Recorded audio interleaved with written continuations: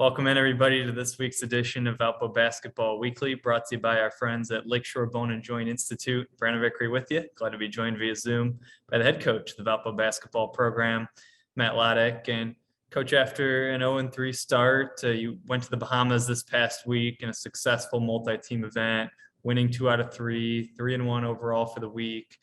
What turned around over the course of the week, and how important was it to go away to a multi-team event and kind of get things right going into this next stretch?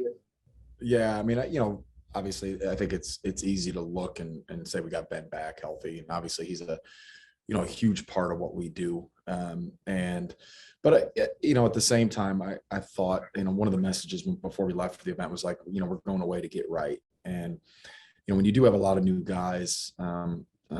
Sometimes it just takes a little bit of time to gel, and I still think we're in that process of doing that. But again, we played much better, and one of the things that our fans really didn't get to see right was that Jacksonville State game, and really how talented Jacksonville State was, and I thought we played really well, and I thought we beat a really good team that's going to win a ton of games. And I mean, I know they brought everyone back from a team that won a ton of games the year prior, and then had to play on short rest against a team that was fresh and Coastal. And really, I thought we gave that game away. But then a great response, again, to a good Tulane team that runs a matchup zone that you just don't see, especially early in the year.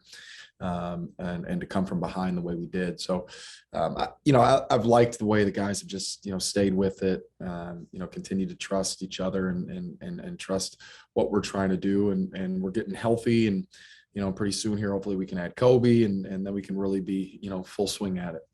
I want to dive more into the first part of your response about Ben Crickey. We know what he brings to the table, but what does having him back on the court do for everyone else? Well, Ben's just a natural scorer, and so he's going to get a lot of attention, right? Teams are going to really be, preparing for where he gets the ball and trying to limit his touches. And I think what that does is open up the offense for everyone else. For the way we were, planning on playing, and we were going to primarily play with two bigs, with Thomas and him, and obviously you got Joe. But when Ben goes down, now you got to play a different way, a completely different way, where you go a little bit more small ball, and tests a little bit of your depth. And so just adding a guy like Ben, who's going to probably play around 30 minutes, and I think it kind of just stabilizes your rotation. And so, yes, he's productive, but it also, does a lot more from a depth component. You mentioned publicly last week that you had coached Sheldon Edwards hard in practice leading into the multi-team event. What did you see in terms of his response, and how did you assess the way he played over the course of this week? I think, one of the things with Sheldon is, he's really talented, right? And he can make a lot of shots that a lot of people can't make.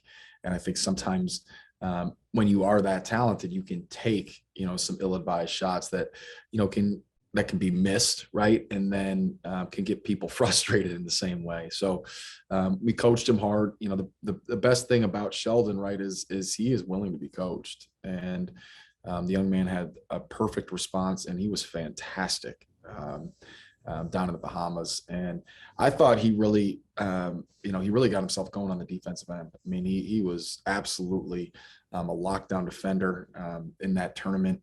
And then, because of that, I think he just got his juices flowing, and the shots really started falling. Two of the key plays in that final game was Keontre Young hitting 2 threes. He had played, I think, 4 seconds over the first 2 games. What was it that led you to give him more run in that final game against Tulane? Well, honestly, I thought, he really showed up to practice that morning ready to go. I mean, honestly, that's what it was. And then obviously, towards the end of a tournament, I wanted to get some fresh athleticism in there. And, one of the things that he did was he just played. And again, I thought he went in there with a defensive mindset. And a lot of times when you do that, right, you end up scoring some points. And so he's performed well in practice. Obviously there's stuff that he's got to continually try to do better. But when you have a growth mindset like he's had, that's good. And again, he's really talented. So had a good home opener, or not home opener, but a home winning opener, I guess I should say. Showed off some athleticism. So hopefully we can build on that, because we can really use his length and athleticism in there. Unique situation this year. It's already time to open up Missouri Valley Conference play this week. What do you make of this new schedule with the early conference game? And what challenge does the preseason favorite Drake present this week? Yeah, I'm just looking at my scout right now. I mean, I guess there's only one team that can start on the road at the preseason favorite, and that's going to be us.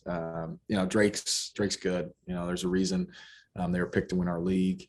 Obviously, they return a lot of good players that are used to winning. Have had a lot of success. I think they're the second oldest team in the country, is something I read. So, again, they're very fast. They're very quick. They play well at home. They get up and guard you. So, we're putting in our game plan. I think there's some stuff that we do that's going to present some problems for them as well.